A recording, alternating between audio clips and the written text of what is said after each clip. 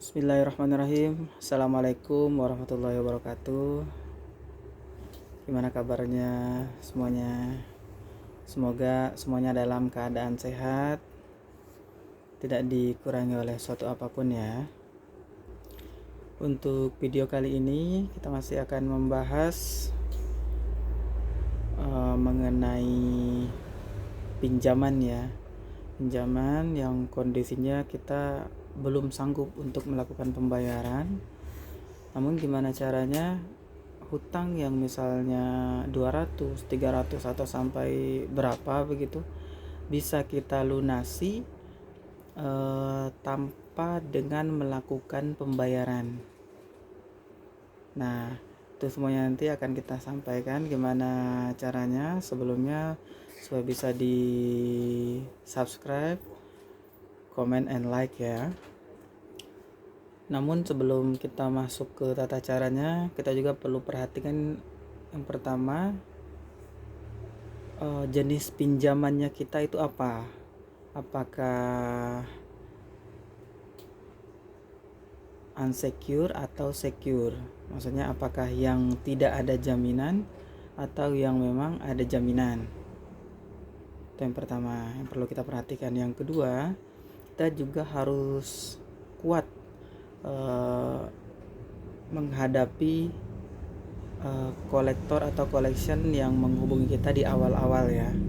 Seperti di video saya yang sebelumnya membahas bagaimana caranya kita terlepas dari penagihan sedangkan kita tidak melakukan pembayaran. Gitu.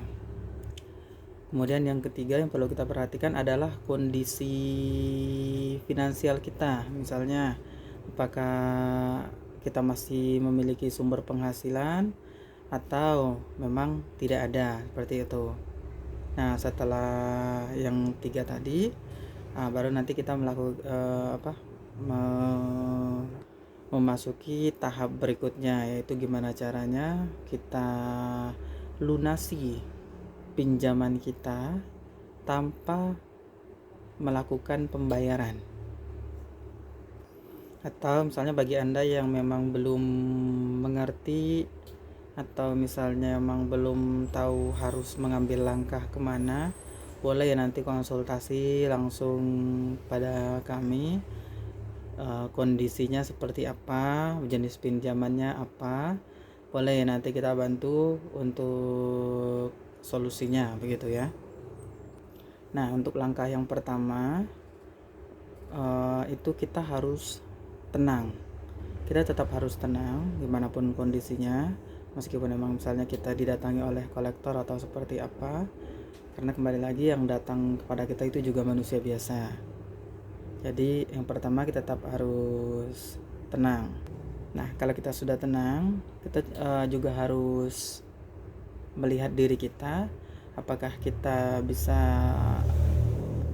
maksudnya tuh karakternya tuh seperti orang yang penurut atau memang seperti orang yang ngeyel gitu. Kalau misalnya kita memang karakternya seperti orang yang nurut, gak apa-apa, kita sampaikan aja bahwa kita sebetulnya tidak sanggup untuk melakukan pembayaran sama sekali gitu, tapi kita tunjukkan bahwa kita sebetulnya ada niat, cuman memang kita tidak mampu untuk melakukannya. Tapi nggak usah dibayar, nanti dulu kalau misalnya memang belum ada dananya. Kan untuk tema kali ini kan gimana caranya kita bisa melunasi suatu pinjaman tanpa harus melakukan pembayaran. Yang kedua yang kita kalau misalnya memang karakter kita adalah karakter yang ngeyel, langsung kita tunjukkan kepada kolektornya bahwa kita memang gak niat untuk melakukan pembayaran, sengaja kita ulur-ulur.